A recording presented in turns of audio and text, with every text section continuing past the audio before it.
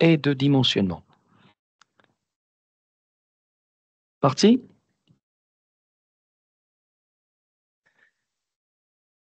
Très bien. Donc, inclusion rigide. Alors, en guise de sommaire, on a cadre général de dimensionnement, stratégie de modélisation et un exemple de mise en œuvre. Qu'est-ce qu'il faut regarder? Qu'est-ce qu'il faut vérifier?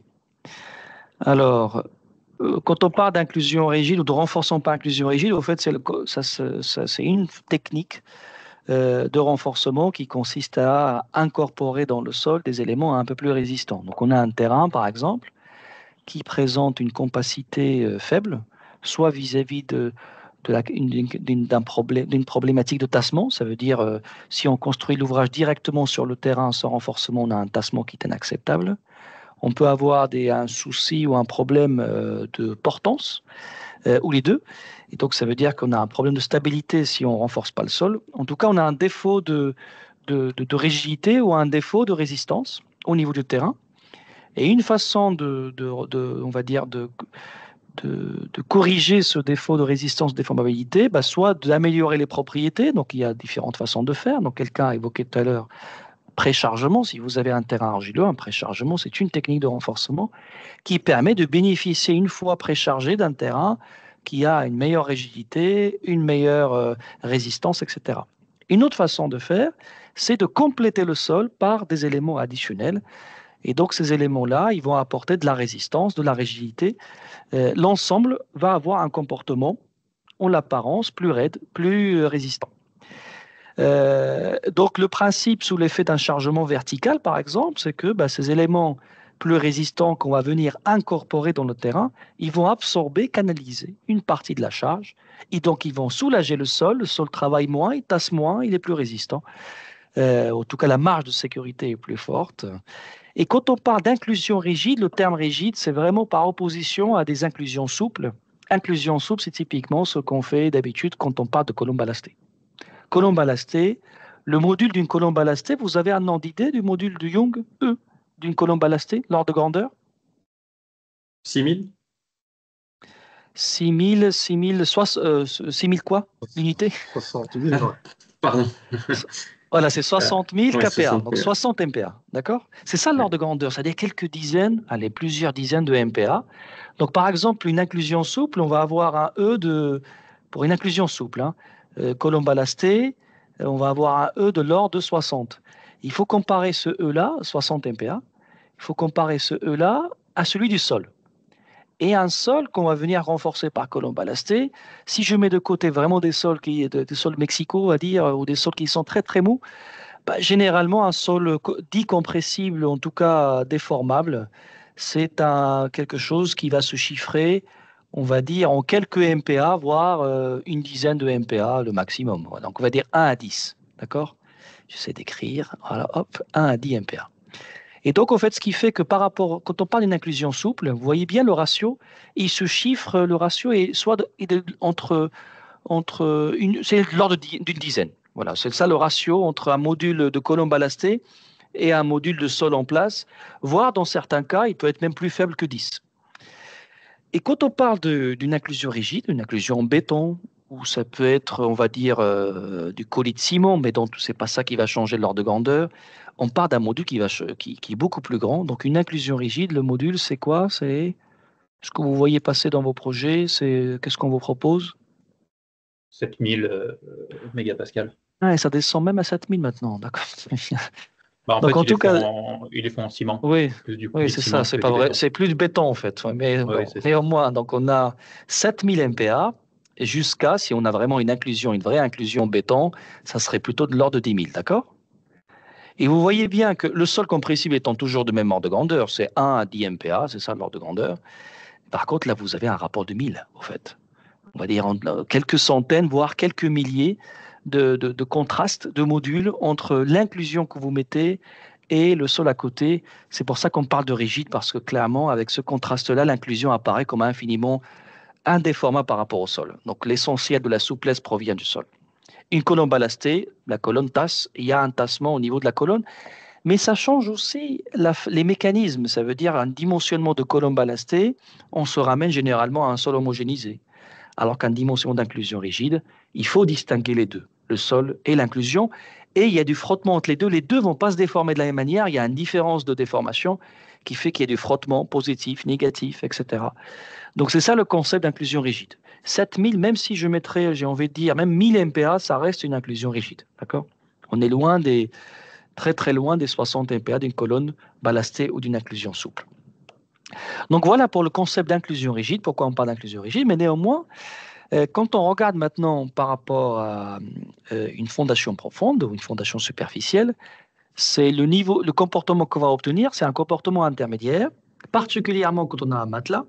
Donc imaginons que vous mettez un ouvrage sur fondation superficielle, le principe c'est que 100% de la charge est sur le sol. Quand on parle d'un ouvrage sur pieux, une fondation sur pieux, par convention, la réalité, c'est qu'on ne va pas venir supprimer le contact entre la semelle ou le radier et le sol. Il y a un contact, mais on l'ignore, ce contact, dans le dimensionnement, c'est du côté de la sécurité. Donc, quand on parle d'une fondation sur pieux, par convention, on imagine que toute la charge transite en tête de pieux. C'est une convention. Donc, 0% de la charge sur le sol. Et les pieux, généralement, on a évoqué tout à l'heure, le tassement, il se chiffre en quoi? C'est à 1 centième de diamètre, ça veut dire c'est de l'ordre du centimètre, quoi.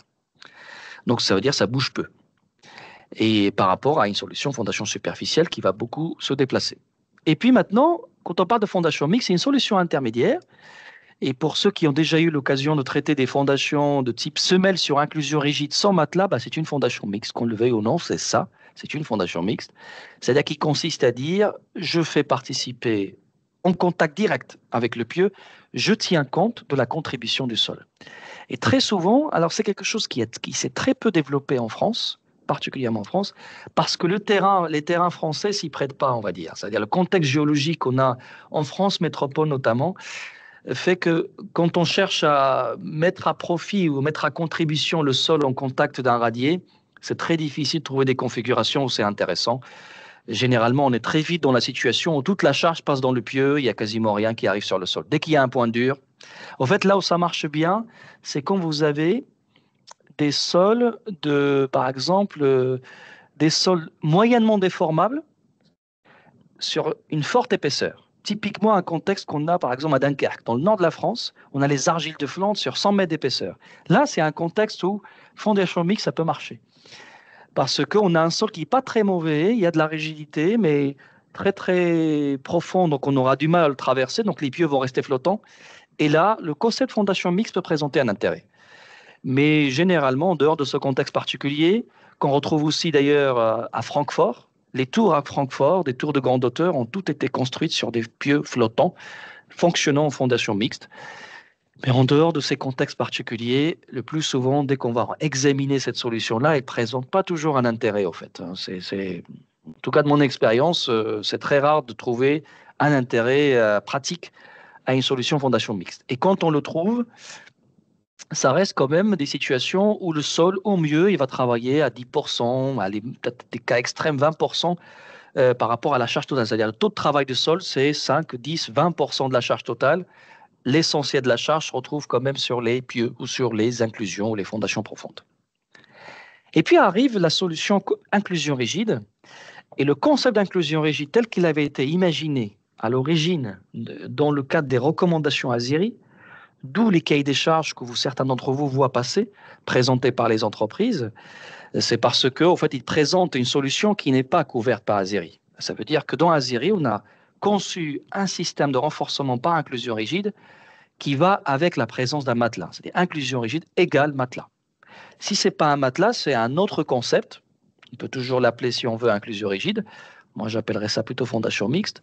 Mais néanmoins, voilà, c'est un autre concept et qui aujourd'hui n'est pas couvert par ASIRI, d'où les cahiers des charges qui ont permis donc de développer ce concept-là et de proposer des méthodes de calcul, on va dire, additionnelles ou adaptées. Voilà.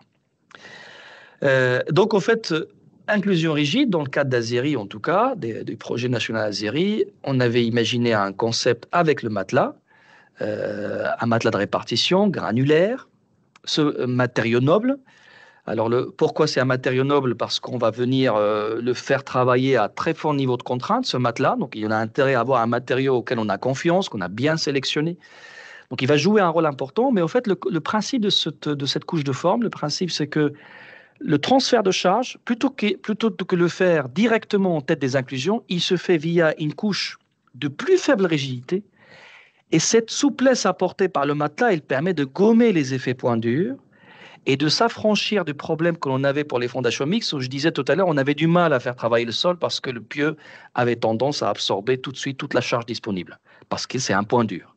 En mettant du matelas, un matelas de répartition granulaire, ça gomme ces effets points durs et ça permet d'optimiser le dimensionnement en faisant travailler davantage le sol, de profiter de ce que peut supporter le sol. Et donc, ça augmente le taux de travail de sol. Donc, avec un concept d'inclusion rigide, en présence d'un matelas, généralement, le taux de travail du sol, il va aller vers, on peut monter jusqu'à 20, 40, 50% de la charge totale. Et ce qui fait que sur les pieux, je n'ai plus que 50% par exemple de la charge totale. Ça permet d'optimiser le dimensionnement. L'autre intérêt, c'est que, et ça c'est plutôt un intérêt pas sous chargement vertical, mais un intérêt sous chargement horizontal, de type sismique par exemple, un problème de choc, des problèmes de température, des effets parasites, en tout cas tous les sources de chargement pour lesquelles la charge, c'est pas une charge, enfin l'action, c'est pas une charge, c'est un déplacement. Donc un séisme, par exemple, sous l'effet d'un séisme, le fait de désolidariser les pieux de la superstructure présente une vertu sous action sismique. Au fait, cette séparation-là va jouer le rôle de fusible. Donc ça va permettre de protéger, entre guillemets, parce qu'il ne faut pas oublier que le séisme, il n'est pas dans l'air. Contrairement à ce qu'on fait souvent dans nos calculs, on imagine que le séisme, c'est une force qui arrive sur la fondation. En réalité, avant qu'elle arrive sur la fondation, il faut qu'elle passe par le sol, traverser le matelas avant d'arriver sur l'ouvrage porté. Et c'est là où intervient le fusible. Ça veut dire que ce matelas-là peut jouer le rôle de fusible et protéger donc la superstructure vis-à-vis des accélérations et donc dimensionner avec des accélérations plus faibles que ce qui arrive au niveau du terrain. Donc c'est ça Et donc ça présente des vertus. Et d'ailleurs, une des premières applications spectaculaires du concept d'inclusion rigide, c'était en contexte fortement sismique en Grèce, un pont de grande hauteur, très grande portée, contexte sismique extrême. Et c'est grâce à cette solution-là, c'est grâce à cette séparation-là entre les inclusions et la superstructure qu'on a réussi à faire passer le système de fondation. Si on avait tout connecté, on aurait toute la sollicitation qui transite au niveau de la superstructure, on aurait eu du mal à dimensionner. L'autre vertu, évidemment, c'est que le fait de soulager, de gommer un peu ces effets points durs, ce que je disais, c'est que ça soulage les inclusions, ça fait travailler davantage le sol, ça va profiter du sol, mais ça soulage aussi le radier, le dallage. Donc ça permet, le dallage ressent un point dur moins prononcé que s'il n'y avait pas de matelas, ça permet d'optimiser son ferraillage et son dimensionnement. Mais évidemment, il n'y a pas que des avantages, il y a aussi des désavantages. C'est que, en fait, comme on fait travailler le sol, c'est que le sol travaille plus et donc il tasse plus. Donc ça veut dire que le fait d'avoir 20 à 40% de la charge totale sur le sol, c'est qu'en réalité, on ne va pas supprimer complètement le tassement. Une solution sur inclusion rigide avec du matelas, il y aura un tassement. Et ce tassement-là, il va se situer à quelque chose. Par exemple, quand je dis qu'il y a 20% de la charge qui arrive sur le sol, ça veut dire qu'on a à peu près un tassement qui est de l'ordre de 1/5 de celui que j'aurais trouvé s'il n'y avait pas d'inclusion, puisque j'ai divisé la charge sur le sol par 5. Quand on dit qu'on a 40% de la charge qui arrive sur le sol, ça veut dire qu'il y a 2,5 fois moins de tassement que s'il n'y avait pas de fondation superficielle, que s'il n'y avait pas d'inclusion rigide, pardon. Mais on ne supprime pas le tassement, c'est-à-dire qu'il n'est pas divisé par 100. Voilà. Donc c'est ça ce qu'il faut garder en tête. On ne supprime pas complètement le tassement et on ne se prive pas complètement de la contrainte. La contrainte sur le sol, ça veut dire il y a un sujet de portance du sol. Le sol va porter quelque chose. Il faut vérifier qu'il est capable de porter dans des bonnes conditions. Donc il y a une vérification de poinçonnement du sol, comme on le fait pour une fondation superficielle. La seule différence, c'est qu'on va le faire avec une fraction de la charge. Et en parallèle de ça, ce qui va se passer, toujours sur ce schéma-là que vous voyez ici, c'est qu'au fait, ce que je disais, c'est que le transfert de charge se fait en tête de l'inclusion via un matelas. Ça, c'est une partie de la charge. Mais ce qui va se passer, c'est que la présence d'un matelas fait qu'il y a du frottement négatif qui va apparaître. C'est-à-dire que le sol à côté du pieu ou de l'inclusion tasse plus que l'inclusion. Puisqu'il est chargé, il va tasser, et plus que l'inclusion. Et ce tassement du sol qui est supérieur à l'inclusion va générer du frottement négatif. La seule différence par rapport à ce qu'on vous a raconté juste avant pour les calculs des pieux, c'est que ce frottement négatif-là, dans le cas des inclusions, ce n'est pas un phénomène néfaste. C'est un phénomène de transfert de charge, plutôt c'est un phénomène favorable. Ça veut dire que l'inclusion, il faut le voir comme ça, l'inclusion va récupérer de la charge grâce à ce frottement négatif. Il va en récupérer en tête, bien sûr, via le matelas, mais elle va aussi continuer à en récupérer en profondeur par frottement négatif. Et c'est comme ça qu'on va soulager progressivement le sol. Donc, vis-à-vis de tassement, généralement, si vous vous dites « je surestime le frottement négatif », vous allez voir que l'inclusion travaille beaucoup et vous sous-estimez le tassement parce que vous allez sous-estimer la charge qui arrive sur le sol. Donc, il ne faut pas oublier que ce qu'il faut garder en tête, c'est que le frottement négatif pour les problèmes d'inclusion rigide, c'est un phénomène interne. Ce n'est pas une action extérieure dont il faut se prémunir. En fait, c'est un phénomène interne de transfert de charge qu'il faut gérer de façon rationnelle, évidemment, et qui n'est pas du côté, c'est pas du côté défavorable de dimensionnement. Voilà. Est-ce que ça vous paraît clair ce que je raconte là? Ça va? Oui. Très bien. Ok. Donc, large domaine d'application quand on parle d'inclusion rigide, ça s'est beaucoup développé en France. Au fait, en France, il y a eu quand même un changement de, on va dire, on faisait dans les années 90, début des années 2000, beaucoup de colonnes ballastées. La technique de renforcement, on va dire, quotidien, c'était colonnes ballastées. Et j'ai presque l'impression que les inclusions rigides, ils ont pris le relais, quoi. Donc, les inclusions rigides se sont développées au détriment, on va dire, des colonnes ballastées qui ont cédé la place.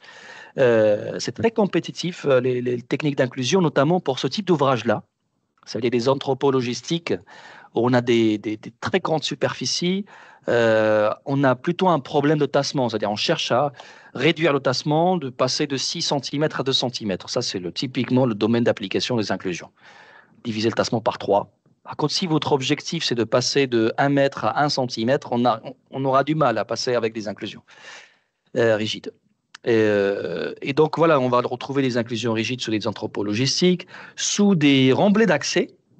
Là, par exemple, les Hollandais, ils ont date de l'avance sur nous. Ils ont équipé beaucoup de remblais d'accès à des ponts routiers, principalement avec des inclusions rigides.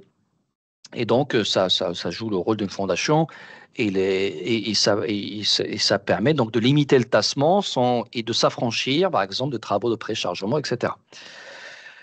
Sur des bacs de stockage, par exemple des réservoirs de grande dimension, fortement chargés, des inclusions rigides permettraient là aussi de diviser le tassement par rapport 2 à 3 et d'améliorer la sécurité vis-à-vis de la portance d'un rapport 2 à 3. Après, il y a deux techniques de mise en œuvre. Des mises en œuvre pour ces inclusions-là. Donc, le plus souvent, en tout cas, de ce qu'on voit, ce que moi je vois passer de mon angle de vue, c'est des inclusions en béton. J'en ai vu aussi des inclusions en acier, métallique, mais ça reste rare, même si ça présente un intérêt certain. Mais malheureusement, ça. Après, je pense qu'il y a une équation économique aussi. Mais l'idée, c'est que l'essentiel des inclusions qu'on voit, en tout cas dans le domaine du bâtiment, ça reste des inclusions en béton. On a évoqué tout à l'heure en colis de ciment. Et pour des inclusions en béton, il y a deux façons de faire, soit avec refoulement, soit sans refoulement. Sans refoulement, ça veut dire on va réaliser un forage et puis on va venir remplir de béton, si je simplifie. Cette technique-là présente une performance généralement moins intéressante, entre guillemets, par rapport à une technique qui vient resserrer le terrain et je fonce l'inclusion dans le sol. Donc typiquement, il y a des inclusions vissées moulées, avec refoulement, ce que vont faire la majorité des entreprises qui opèrent dans le contexte français, c'est plutôt ces inclusions-là. Ce sont des inclusions de plus faible diamètre qui refoulent le sol et qui permettent de bénéficier d'un QS et d'un terme de pointe beaucoup plus élevé que celui que j'aurais obtenu avec une technique de forage classique. Mais ça reste limité. Ça veut dire que ces inclusions avec refoulement vissé moulé, foncé dans le sol, il faut imaginer que ça reste valable pour des sols qui sont pas très raides. Dès qu'on va avoir un sol très raide, ça ne marche pas vraiment. Et ça reste valable pour des diamètres faibles.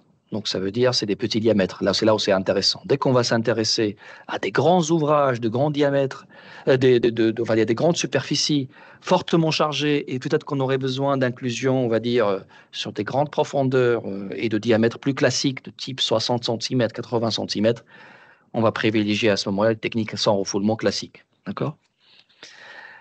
Et dans le avec refoulement, on peut mettre aussi les pieux battus. Donc des tubes battus, ça peut aussi faire office d'inclusion. D'accord ? Donc ce choix-là, c'est vraiment un choix de conception qui n'est pas du tout anodin. C'est pas du tout la même performance. mais c'est un choix de conception qu'il faut faire très tôt et adapter en fonction de l'amplitude de la charge, des diamètres des inclusions, de type de sol, et des sols qui marchent plutôt bien avec refoulement, d'autres sont plutôt avec sans refoulement, etc. Il y a des plus historiques et qui font office de référence aujourd'hui. Donc, on peut citer par exemple le remblai d'accès, donc un remblai d'accès à Chambéry qu'on avait 91, hein, avant Azeri, tout ça. Donc, c'était sur inclusion rigide. Un peu plus récent, 2001, qui est portuaire sur des sols très compressibles. Donc là, c'est une plateforme de quai sur inclusion rigide avec des géogrilles. Et puis, des exemples plus récents, un projet de ligne ferroviaire de grande vitesse. Donc, c'est la ligne de grande vitesse sud-est Atlantique. Donc là, c'est un remblai ferroviaire sur inclusion rigide et complété par une géogrille. Et là, c'est un exemple que Nicolas Fratini s'est connecté à traiter en propre en 2018. Et c'était des réservoirs méthaniers au Koweït, 100 mètres de diamètre. Donc là, c'est 200-300 kPa de charge. Donc, c'est des ouvrages fortement chargés. Donc, avec matelas de répartition. Et là, c'est des inclusions. C'était des inclusions, on appelle ça des pieux CFA. Donc, c'est ce sort de tarière, si on veut, de diamètre Phi 800 de mémoire, Phi 800 mm de mémoire. Donc, c'est plus des pieux recouverts par un matelas, mais qui jouent le rôle mécaniquement. C'est comme si c'est le concept d'inclusion rigide. Donc, les points clés à gérer quand on parle d'un concept d'inclusion rigide, donc il y a plusieurs ingrédients. Le premier ingrédient, c'est vraiment le point de départ, c'est de vous poser la question, pourquoi on fait les inclusions? Est-ce que c'est pour réduire le tassement ou pour un problème de portance? Selon la réponse à cette question, ce n'est pas du tout le même niveau d'exigence que l'on va avoir vis-à-vis des inclusions rigides. Si on vous dit que les inclusions rigides sont là pour améliorer la capacité portante, ça veut dire que si on ne fait pas d'inclusion, on a un problème de stabilité. Une semelle, sa portance n'est pas justifiée s'il n'y avait pas d'inclusion. Donc je mets des inclusions pour corriger un problème de stabilité. Imaginons qu'on a un remblai sur sol compressible et je vérifie qu'effectivement, sans inclusion, j'ai un problème. Donc là, les inclusions participent à la portance. Dans ce cas-là, on va les dimensionner presque comme des pieux. Ça veut dire que vis-à-vis des coefficients de sécurité, etc., c'est comme si c'était des pieux. Ça sera aussi exigeant en matière de contrôle, de sécurité, qu'une fondation profonde. Si maintenant vous êtes dans la situation où le problème, ce n'est pas un problème de stabilité, ça veut dire que vous arrivez à justifier la stabilité en l'absence d'inclusion, avec le sol en place. C'est typiquement le cas par exemple, des réservoirs, d'un anthropologistique. Souvent, on est dans une situation où il n'y a pas vraiment de problème de stabilité. C'est plus un souci de réduire l'étassement. Dans ce cas-là, on ne va pas demander aux inclusions la même performance ou les mêmes exigences que si c'était quelque chose qui participe à la stabilité. Donc, on peut alléger le niveau d'exigence et ça sera plus un problème de tassement, un problème de fluage, etc. Donc, c'est plus des considérations liées au déplacement plutôt que des considérations liées à la stabilité. Donc, on sera moins exigeant. Donc, ça, c'est le premier point de départ. Il faut qu'on sache pourquoi on fait des inclusions. Ensuite, le deuxième point à gérer, c'est le mode de mise en œuvre. Ce que je disais tout à l'heure, est-ce que c'est en béton, en acier? C'est quoi le maillage qu'on doit ajuster, sachant que des inclusions trop rapprochées, ça ne marche pas. Ça peut poser problème. Surtout quand c'est à refoulement. Si vous avez des inclusions trop proches, avec refoulement, ça va mal se passer. Vous allez avoir des inclusions qui se battent les unes aux autres. Ça veut dire à chaque fois que vous réalisez une inclusion, vous venez chasser celle qui est déjà en place. C'est ça le principe d'une mise en œuvre par refoulement. Donc là, il faut être vigilant. Donc il y a la question de maillage. Et bien évidemment, si vous espacez trop vos inclusions, il y a un sujet vis-à-vis du bon fonctionnement du matelas, du bon fonctionnement du dallage, etc. Donc il y a un juste milieu à rechercher. La question de la fiche. La fiche, quand je parle de la fiche, c'est l'ancrage dans le sol porteur. Si vous en avez un, on peut aussi avoir des inclusions flottantes. Et il faut imaginer là aussi, quand on parle de ces techniques-là, avec refoulement, généralement, on ne s'ancre pas beaucoup. On n'a pas la puissance pour s'ancrer, en fait. Donc, en fait, le plus souvent, pour ces techniques-là, avec des inclusions de faible diamètre, le but, c'est d'atteindre l'horizon porteur, d'être sûr de l'avoir atteint. Mais on ne cherche pas les 3 fois le diamètre d'encastrement comme ce qu'on fait usuellement pour des pieux. Si on a un problème de capacité portante, il vaut mieux démultiplier les inclusions plutôt que augmenter leur encastrement. Il faut vraiment imaginer, en tout cas, les entreprises qui vont être en charge de réaliser les inclusions, ils vont toujours raisonner de cette façon-là, pour s'adapter à la puissance des machines à disposition, etc. Matelas de transfert, matelas de répartition. Le principe de base, c'est que c'est un matelas granulaire, ça c'est vraiment la référence, qu'on peut venir compléter, soit par des géogrilles. Ces géogrilles peuvent présenter un intérêt. Il ne faut pas oublier, géogrilles, c'est comme une feuille de papier, au fait. Ça veut dire que ça travaille, pour que ça travaille, une feuille de papier, pour que ça porte quelque chose. Imaginez, vous prenez une feuille de papier, vous mettez un poids. Bah, pour pouvoir porter ce poids, il faudrait que ça se déforme, qu'il y ait une flèche, quoi. Donc, une géogrille, pour qu'elle travaille correctement, il faut qu'elle se déforme. Donc, il faut qu'on soit dans une situation où on accepte le déplacement. Si on conçoit un système, un ouvrage avec un critère de déplacement de 1 cm, vous oubliez les géogrilles. Ça ne marchera pas. Par contre, si on a des remblais d'accès, on peut autoriser qu'avant la mise en service, qu'elle se déforme, ça tasse par exemple de 10 cm, 5 à 10 cm en présence d'inclusion rigide. Et là, la géogrille va pouvoir se déformer et travailler et mobiliser un effort. Donc là, généralement, on va avoir les géogrilles qui vont être réservées à des situations où il y a beaucoup de tassements. Et puis après, vous pouvez aussi avoir un complément de type traitement. Vous traitez le matelas. Alors ça, c'est à double tranchant. Quand vous traitez le matelas, c'est un matelas en sol traité. L'intérêt, c'est que vous avez de la rigidité. Vous avez quelque chose qui est raide et de la résistance, de la cohésion. Mais vous perdez l'effet doux, l'effet gommage de point dur qu'on avait avec un matelas granulaire. Vous allez le perdre. Ça veut dire que si vous mettez un matelas traité, ce qui va se passer, c'est que le matelas va concentrer tout l'effort en tête d'inclusion et on ne va pas pouvoir faire travailler le sol comme on aurait pu le faire avec un matelas granulaire. Et il ne faut pas oublier qu'un matelas traité, il a un comportement fragile. Ça veut dire que quand on atteint la rupture, on perd la résistance. Alors qu'un matelas granulaire, quand vous atteignez la rupture, la résistance plafonne. Mais vous ne la perdez pas. Donc ça, ce genre de questions, il faut se les poser. Donc on pourra revenir là-dessus si vous avez des questions. Et puis après, l'autre aspect, c'est de savoir comment ça interagit avec l'ouvrage porté, c'est quoi les charges, et comment se répartissent ces charges-là, etc. Les mécanismes en jeu, j'ai commencé à évoquer le principe. Le principe, c'est qu'il y a des charges qui vont arriver en tête d'inclusion, et puis une autre partie de la charge qui va arriver par frottement négatif.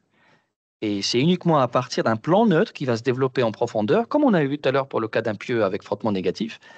Ben là aussi, on aura un plan neutre, et c'est uniquement à partir de ce plan neutre-là que le mécanisme de dissipation par frottement commence à se développer. Donc, si on doit vérifier la capacité portante des inclusions, c'est à partir de ce plan neutre-là. Donc, les mécanismes en jeu, c'est de savoir qu'est-ce que reprend l'inclusion, qu'est-ce que reprend le sol. Ça, c'est une inconnue, on ne la connaît pas à l'avance. Alors que quand on fait des pieux, on connaît à l'avance que reprend les pieux. Ben, c'est tout, c'est 100% de la charge. Et qu'est-ce que reprend le sol? Ben, c'est 0 par convention. Quand vous faites des inclusions rigides, ben, la répartition, la charge en tête de pied, vous ne la connaissez pas. Il faut faire le calcul géotechnique pour y avoir accès. L'autre inconnu, c'est de savoir où se situe le plan neutre, c'est combien ce frottement négatif, c'est quoi l'effort maximal que je récupère et où se situe le plan neutre pour mener les vérifications de portance.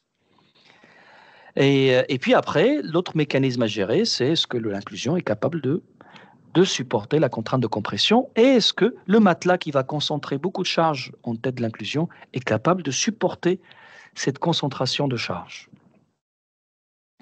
Donc, pour répondre à ces questions-là et pour clarifier ces mécanismes-là, on avait mené un projet national de recherche de 2005 à 2011. Quand je dis on a mené, c'est plusieurs entreprises, bureaux d'études qui se sont réunis. On a créé un pot commun, on a mis de l'argent, entre guillemets. Et puis, ce pot commun a permis de financer des travaux, des thèses, des expérimentations en vraie grandeur, des planches d'essai, des essais de chargement sur des inclusions, etc. Et ça a permis d'aboutir à des recommandations que vous voyez à l'écran, qui ont été diffusées en 2011.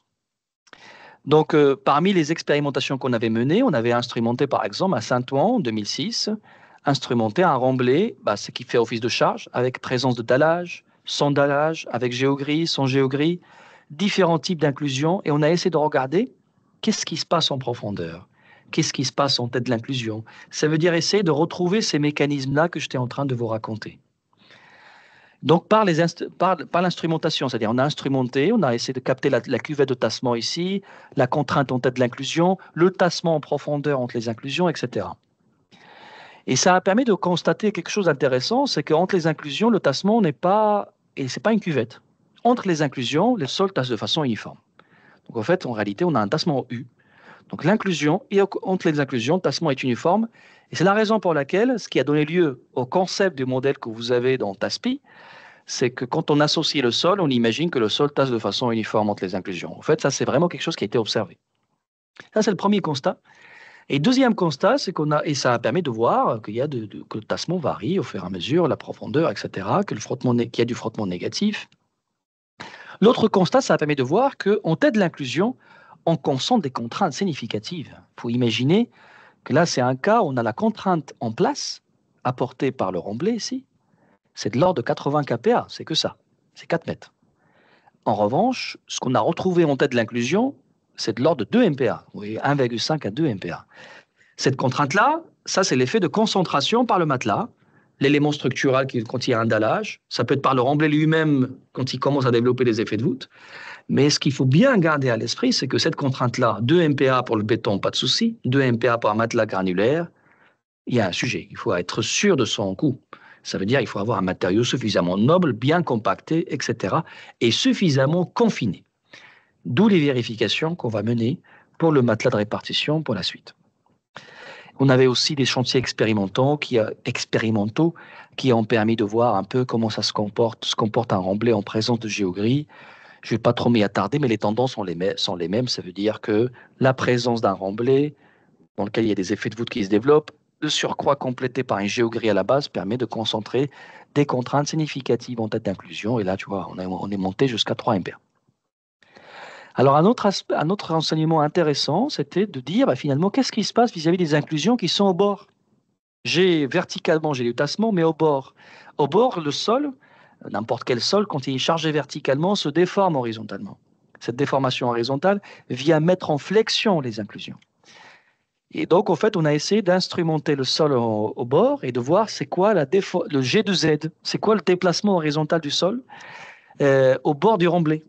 Et donc, il y a une relation qu'on a pu établir, c'est qu'en fait, globalement, on voit que vis-à-vis des inclusions qui seraient placées au bord, il y a lieu de considérer un déplacement horizontal du sol qui vaut à peu près 20% du tassement à l'axe du remblai. Donc, on calcule le tassement avec TASPI. Sachez qu'à l'horizontale, il y a un déplacement horizontal de l'ordre de 20% de ce tassement qui va se transformer en sorte de G de Z, déplacement libre du sol, qu'on va venir faudrait introduire dans un calcul d'inclusion rigide dans PICWEF et regarder c'est quoi la flexion, la mise en flexion qu'on a au niveau des inclusions. Et c'est ce qui va conduire à ferrailler les inclusions qui sont sous le talus d'un remblai. Voilà. Après, on a fait d'autres expérimentations sur des modèles physiques, c'est-à-dire en laboratoire, qui ont permis de voir c'est quoi la hauteur minimale d'une plateforme qui surmonte des inclusions, c'est quoi la hauteur minimale qui permet de développer l'effet de voûte, qui permet de ne pas tomber dans cette boîte à eux que vous voyez ici. Là, c'est un cas réel, hein, c'est un parking. Je pense que ça doit être ainsi, il me semble. C'est un parking avec une chaussée qui a été gagnée sur des inclusions rigides, mais visiblement, l'épaisseur de la couche de forme n'était pas suffisante. Donc, en fait, l'empreinte des inclusions commence à se voir là. Et donc là, il y a un boîte à eux qui s'est formé. C'est typiquement le genre de situation où cette épaisseur-là, elle est insuffisante. Et à ce moment-là, vous allez avoir le sol qui va tasser fortement entre les inclusions. Il ne bouge quasiment pas au droit des inclusions. Et entre les deux, on voit un différentiel de tassement. Dans TASPI, c'est typiquement le genre de situation quand vous avez TASPI qui vous dit qu'il n'y a pas d'égalité de tassement en tête. C'est-à-dire qu'il y a une différence de tassement entre le sol et l'inclusion. On va le voir tout à l'heure. Ça veut dire que potentiellement, il y a un risque de boîte à eux. Voilà. Et puis après, il y a des modèles qui nous ont permis de calibrer des règles pour justifier le matelas. C'est ce qu'on va développer tout à l'heure, mais c'est tout ça pour dire que dans les règles qu'on va manipuler et dans les modèles qu'on va faire, au fait, il y a une sanction expérimentale qui avait pu être mise en œuvre dans le cadre du projet Azeri. À l'époque d'Azeri, on n'avait pas les moyens de faire des modèles numériques, c'était trop tôt. Des modèles numériques très poussés. Donc, on a fait quelques modèles, mais c'était plutôt, on va dire, marginal.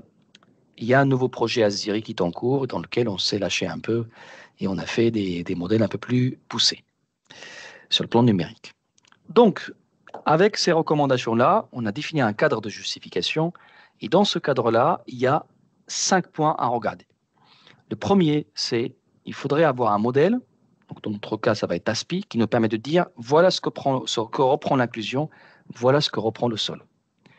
À partir de là, on vérifie. On vérifie quoi? On vérifie que l'inclusion peut fonctionner correctement en termes de portance, notamment dans le cas où il participe à la stabilité, en termes de tassement, en termes de contraintes dans le béton, etc. On vérifie aussi que le sol fonctionne correctement, parce que le principe d'inclusion rigide, c'est qu'on fait participer le sol. Si vous faites participer le sol, il faut vérifier que la contrainte appliquée n'excède pas celle qui conduit à sa rupture avec une sécurité suffisante. Au même titre qu'une fondation superficielle, la sécurité, c'est de l'ordre de 2 à 3.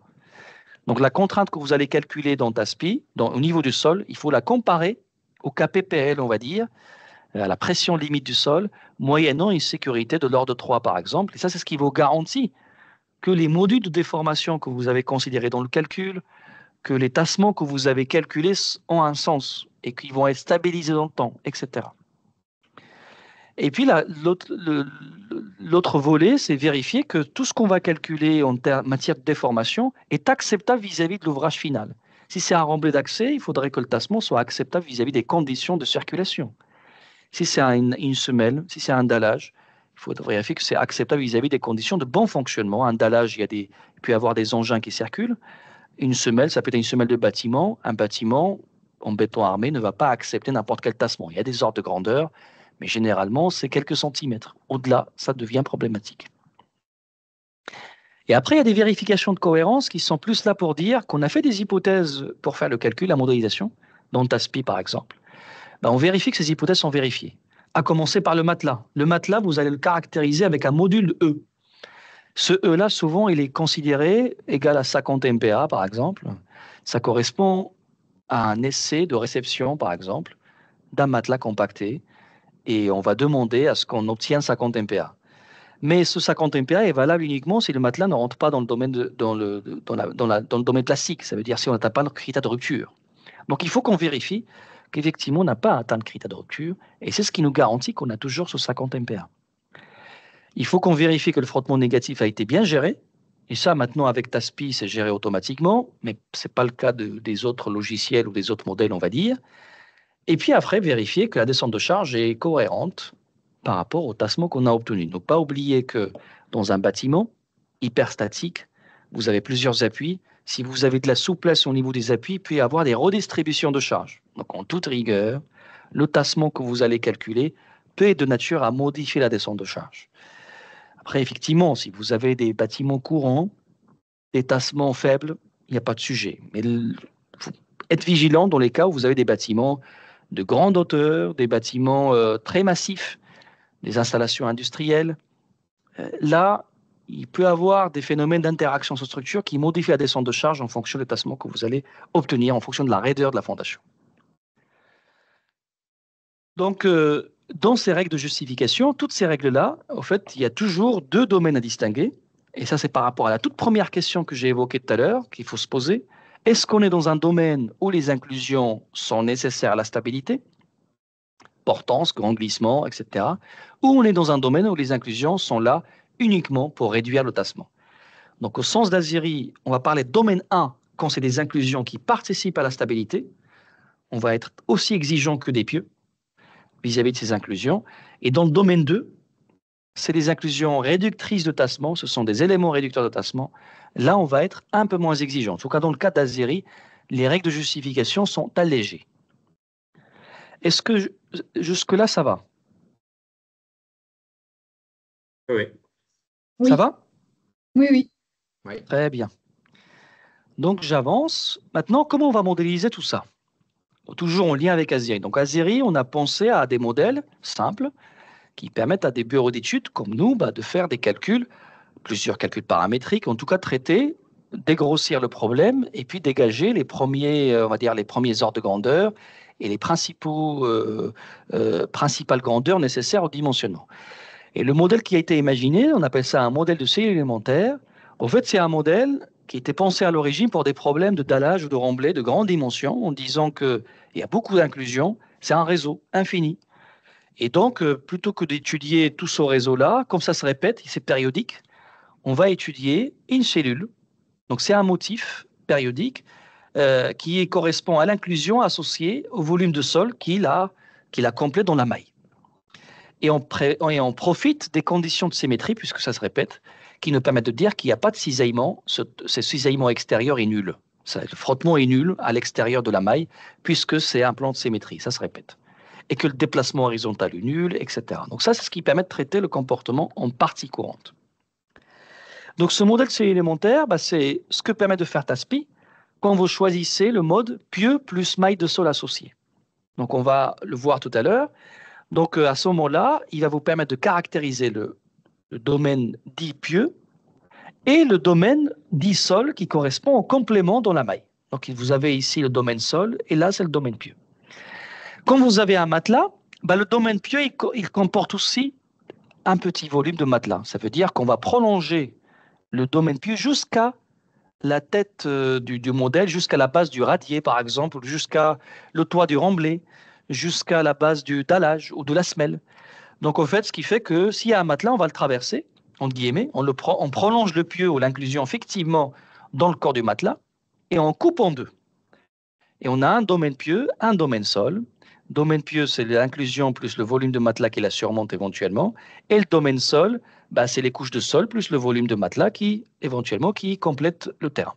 Entre les deux interagissent par cisaillement en fonction de qui tasse plus que l'autre. Cisaillement positif, cisaillement négatif, ou frottement positif, frottement négatif. Il faut caractériser tout ça. Donc les lois de réaction ou les lois de transfert ici, ce sont les mêmes que ce qu'on avait présenté tout à l'heure pour les pieux, c'est la même chose. Et on avait démontré à travers les expérimentations que le fait d'utiliser les mêmes lois que pour les pieux, que ça, c'était satisfaisant d'un point de vue prédiction du comportement réel. Et puis maintenant, il reste à caractériser maintenant le sol, la déformabilité du sol. N'oubliez pas que un problème d'inclusion rigide, on fait participer le sol. Vous transférez de la charge. Donc, il faut qu'on puisse voir c'est quoi le tassement produit sous l'effet de ces charges-là. Donc, définir un module de Young, définir par exemple des coefficients de compressibilité à l'odomètre, etc. Donc, TASPI va vous demander de caractériser la déformabilité de ce sol-là. Donc, dans la pratique, imaginons que vous avez un radier ou un dallage sur inclusion rigide. Vous allez avoir ce schéma-là et vous écrivez qu'ici, donc là, vous avez un domaine pieux, un domaine sol, et là, vous allez écrire qu'il y a un radier ou un dallage et que la présence d'un élément structural en tête fait que finalement, la déformation, le tassement différentiel entre le domaine pieux et le domaine sol est atténué, voire quasiment nul. Donc, c'est pour ça qu'on va travailler avec un calcul dit à déformation imposée.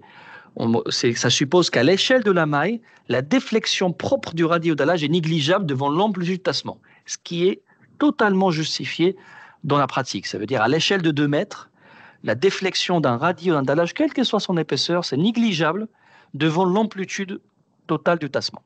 La déflexion, elle va se chiffrer en millimètres généralement, le tassement plutôt en centimètres.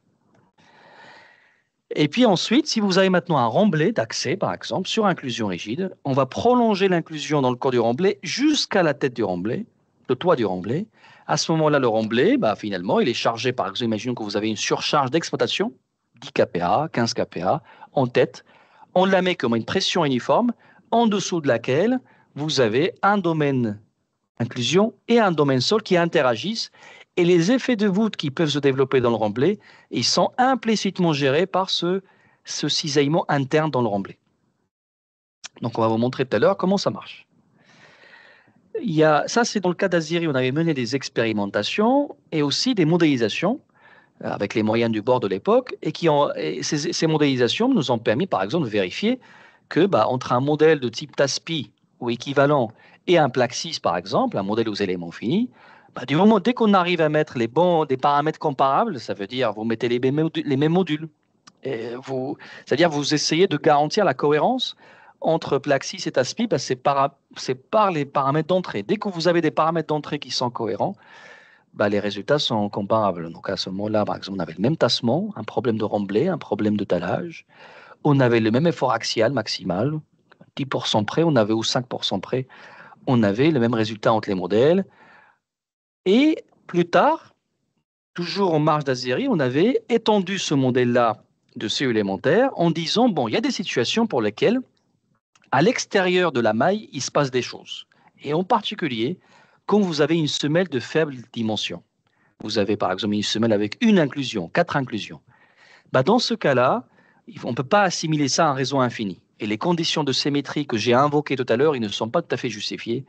Il y a lieu de considérer, de prendre en compte le frottement extérieur, le cisaillement extérieur qui se développe en périphérie de la zone qu'on a renforcée.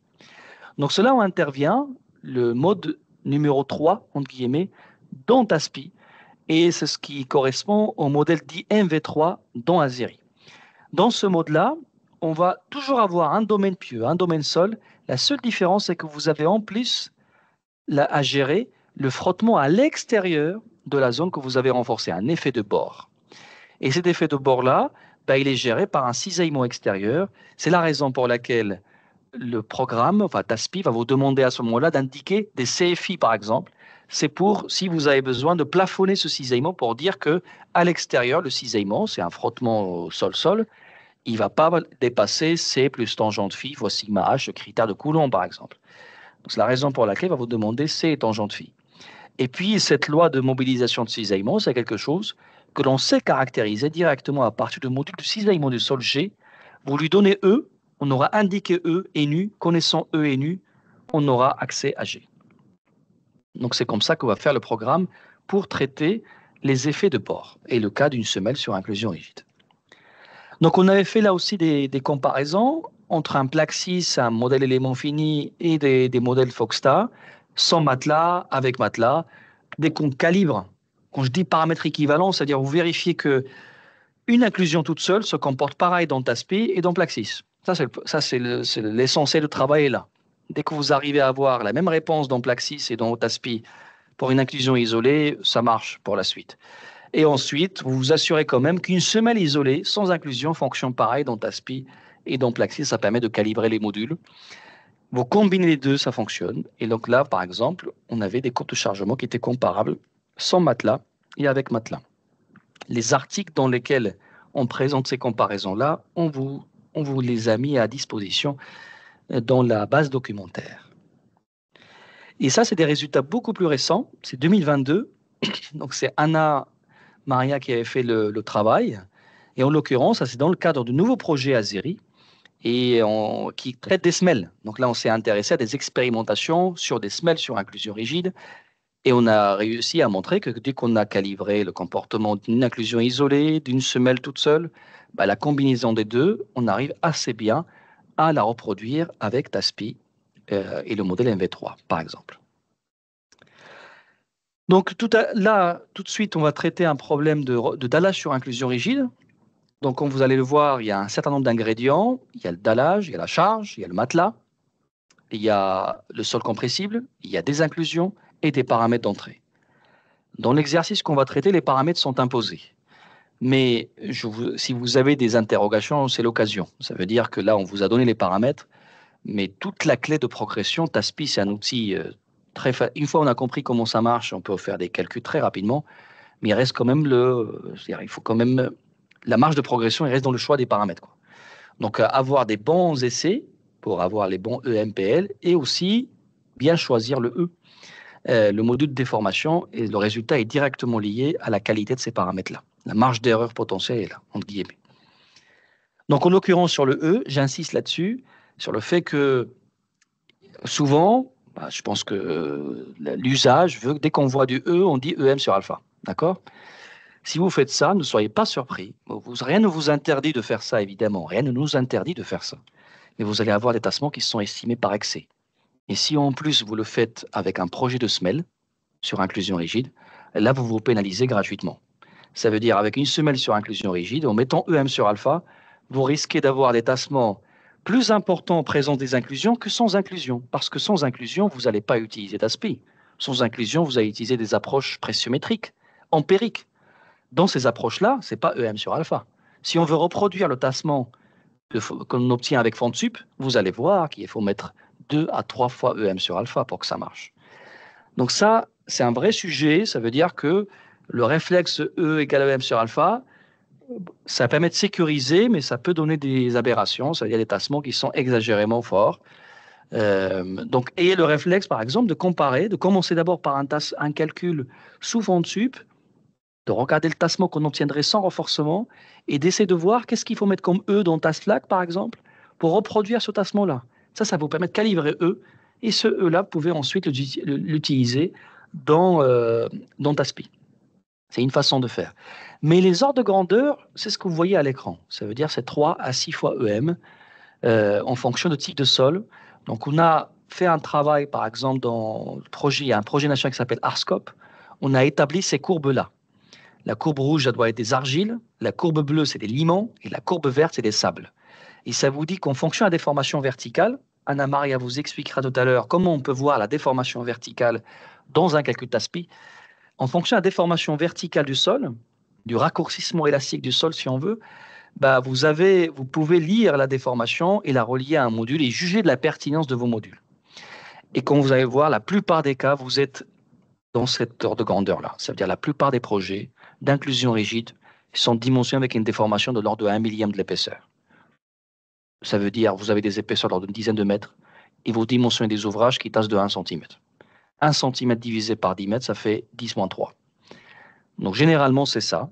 Et pour 10-3, vous avez pour des argiles 3 fois EM, pour des limons 4 EM, et pour des sables, c'est plutôt 6. Voilà l'ordre de grandeur. Donc ça, c'est l'article qui décrit ces courbes-là, on a mis aussi dans la base documentaire. Si vous avez des sols très gorgés d'eau, très compressibles, de neuronaux par exemple de plus que 80%, c'est ces ordres de grandeur-là, beaucoup d'eau, il vaut mieux privilégier l'odomètre. Et à ce moment-là, on peut introduire directement les paramètres odométriques dans TASPI. Et il est difficile d'invoquer pour ce type de sol l'élasticité, le concept de l'élasticité, et donc il vaut mieux travailler avec l'essai odométrique. Dans les courbes de transfert, c'est pareil que ce qu'on vous a déjà présenté. Donc là, on vous demandera des EM, par exemple, ça va servir à ça, donc je ne vais pas m'attarder là-dessus.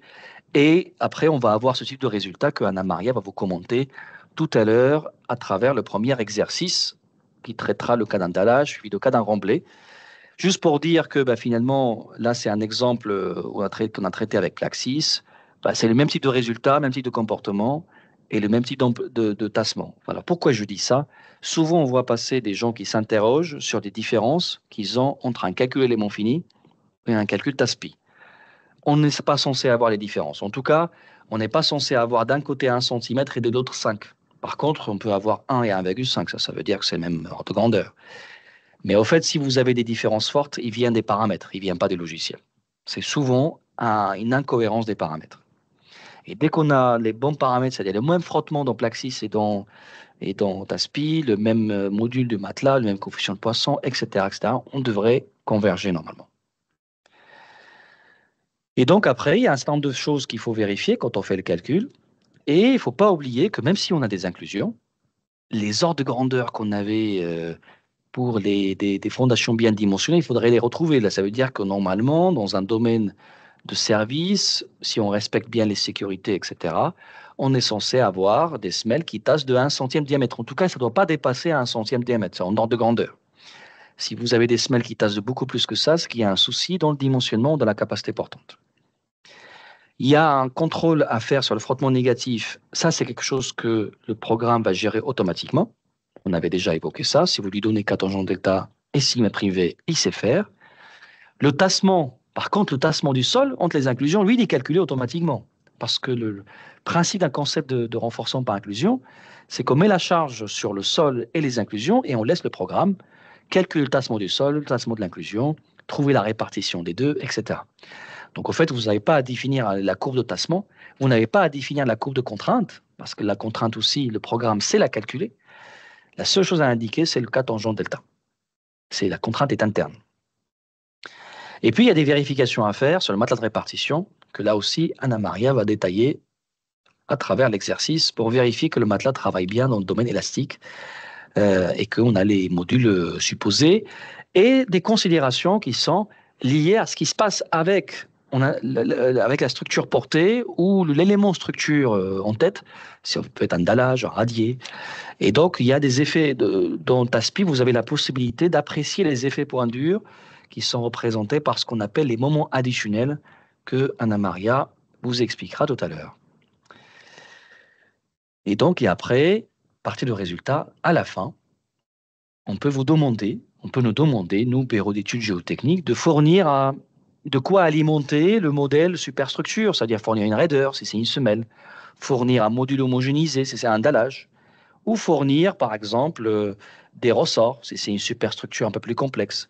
Bah, ça, une fois que vous avez fait le calcul d'ASPI, on a le moyen de définir ces propriétés-là. Donc, on sait caler la raideur équivalente à fournir à l'ingénieur structure. Alors, ce qu'on va vous raconter là, alors l'outil STASPI, on l'a actualisé récemment, donc vous voyez bien la mise à jour, elle date de 2022, et dans lequel on a rajouté justement, détaillé largement les aspects liés aux inclusions rigides. Donc, vous avez pas mal de recommandations qui sont dans la notice technique de TASPI. Donc, je vous invite à la consulter en complément de ce qu'on va vous raconter à travers les exercices. J'ai évoqué, je finis là-dessus, le projet national Azeri+. Donc, c'est un projet qui a démarré en 2019 et qui se termine. Et le but de ce projet, c'était de compléter les modèles de calcul, ou de les optimiser, de les simplifier, parce que comme vous allez le voir, dès qu'on va s'intéresser à des chargements horizontaux, par exemple, bah, la démarche de modélisation, elle est moins sympathique, on va dire, que les chargements verticaux. Donc, il y a matière à simplifier, et c'était un des objectifs d'Azeri+, pour voir est-ce qu'on peut développer des approches encore plus simples pour l'ingénieur, notamment pour des chargements horizontaux, des chargements sismiques, etc. Donc, ce projet-là est en cours, et on a instrumenté des ouvrages réels, on a fait des modélisations physiques au laboratoire, des modélisations numériques, etc., dans l'objectif de compléter le panel on va dire, d'outils de calcul, notamment. Et par exemple, sur le séisme, on est allé suffisamment loin pour traiter pas mal de sujets. Donc, si ça vous intéresse, Azeri+, je pourrais vous en parler, sachant qu'il y a une séance de présentation qui sera programmée en décembre prochain, de mémoire. Voilà ce que j'avais